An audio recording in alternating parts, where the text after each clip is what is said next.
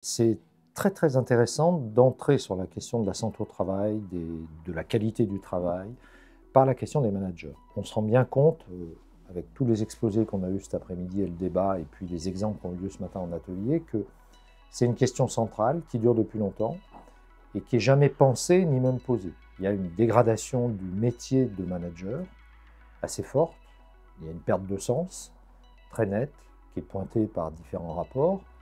Alors c'est d'une part très dommageable pour les managers eux-mêmes. La preuve, c'est que souvent il y en a beaucoup qui disent ben, « j'ai plus envie de faire ce job » parce qu'on parle de bullshit management, c'est revenu à plusieurs reprises, parce que c'est pas intéressant. Ça correspond de moins en moins à l'aspiration des jeunes parce qu'ils veulent un travail qui ait du sens, et souvent il n'y en a plus, on va supposer qu'il y en ait eu. En plus, au-delà des conditions de travail et de la qualité du travail des managers, c'est que souvent ça dépend aussi les conditions de travail et la qualité du travail des équipes qui sont sous la responsabilité des managers.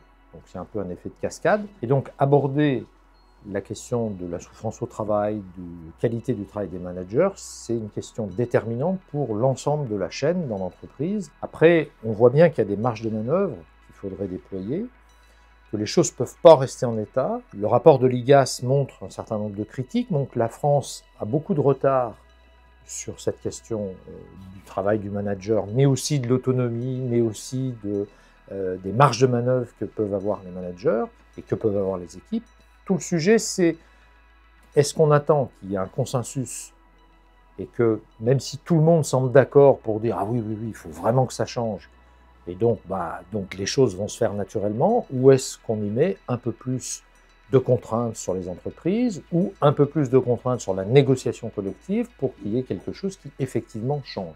La dégradation des conditions de travail, c'est quelque chose qui est latent maintenant depuis longtemps. Tout ce qu'on a mis en place jusqu'à présent pour réduire les risques psychosociaux, pour réduire les troubles musculo-squelettiques, pour le moment, force est de constater, c'est que ça ne marche pas vraiment. Donc il faut vraiment se poser la question de l'efficacité de comment on aborde cette question et comment on change vraiment pour améliorer le travail des managers comme le travail des équipes.